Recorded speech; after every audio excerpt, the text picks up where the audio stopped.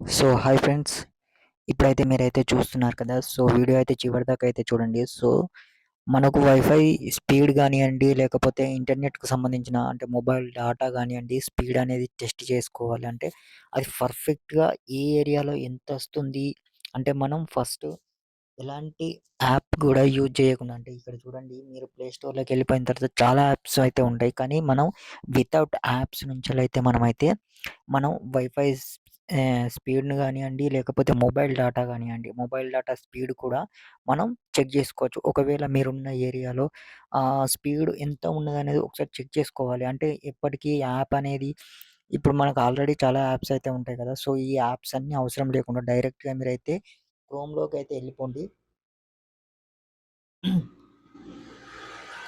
క్రోమ్‌లోకెళ్ళిపోయిన తర్వాత అక్కడ మీరు టైప్ చేయండి వైఫై స్పీడ్ టెస్ట్ అని చెప్పైతే మీరైతే టైప్ చేయండి. టైప్ చేసిన వెంటనే మీకైతే కింద ఇక్కడ ఇంటర్నెట్ స్పీడ్స్ టెస్ట్ అని చెప్పి కింద ఇక్కడ మీకు 30 సెకండ్స్ స్పీడ్ యూజ్ 40 ఎంబీబీఎస్ అని బొట్ అని చెప్పి ఇక్కడ మీకు చూపిస్తుంది కదా.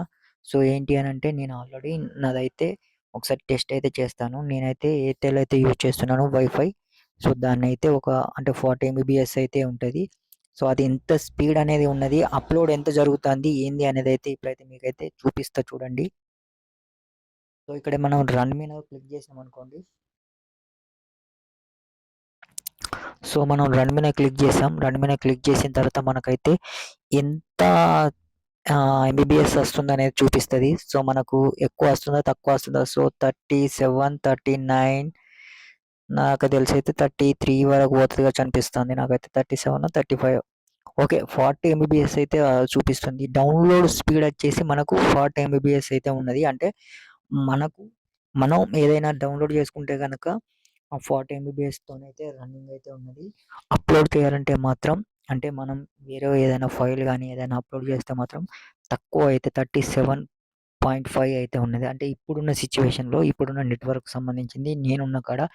సో ఇదే మొబైల్ డేటా నుంచెల్లి చెక్ చేసుకోవాలంటే మొబైల్ డేటాది కూడా చూపిస్తది. సో కేబీస్‌లో ఎంత పడుతుంది. సో మీకిక్కడ సైడ్‌కు ఎంబీబీఎస్ అని ఉన్నది. ఇంటర్నెట్ అనేది 40.2 అని ఉన్నది కదా. సో అదేంటంటే డౌన్‌లోడింగ్ ఇటు సైడ్ ఉన్నది కదా.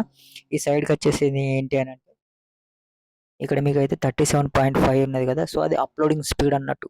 సో నాకు ఎంత మనం ఏదైనా ఫైల్ అప్‌లోడ్ చేసినామనుకోండి, ఏదైనా వీడియోస్ గాని అప్‌లోడ్ చేస్తే ఏంటి అంటే కొంచెం తక్కువ అనేది జరుగుతదన్నట్టు. సో రేపు అంటే మళ్ళొకసారి టెస్ట్ చేసినా కూడా సో ఒక్కొక్కసారి నెట్వర్క్ ఫుల్ స్పీడ్‌లో ఉన్నదనుకోండి, అప్పుడు కొంచెం ఈ ఎంబీబీఎస్ ఇదనేది ఎక్కువ పెరగచ్చు, తగ్గచ్చు.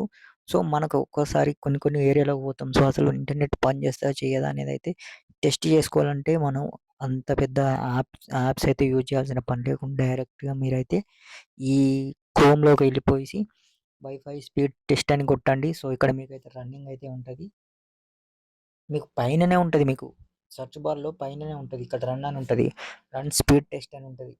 జస్ట్ ఇక్కడ మీరు రన్ స్పీడ్ టెస్ట్ అని కొట్టిన వెంటనే ఇదైతే రన్నింగ్ అయితే అయిపోతది. సో మీకు జస్ట్ ఎంత స్పీడ్ అంటే మనకు నిజంగానే 40 ఎంబీబీఎస్ ఇస్తున్నాడా లేదా అనేదైతే చెక్ చేసుకోవచ్చు.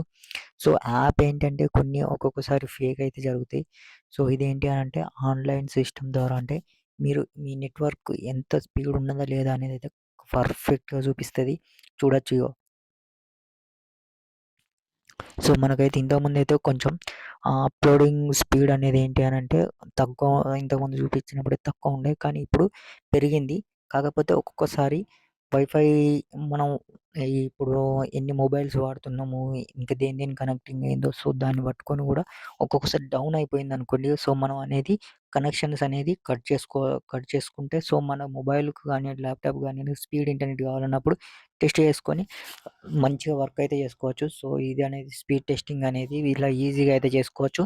మీరు వితౌట్ ఎనీ యాప్ కూడా యూజ్ చేయాల్సిన పని లేదు. జస్ట్ క్రోమ్ ఓపెన్ చేయండి, కొట్టేసేయండి. Okay. Thank you for watching friends.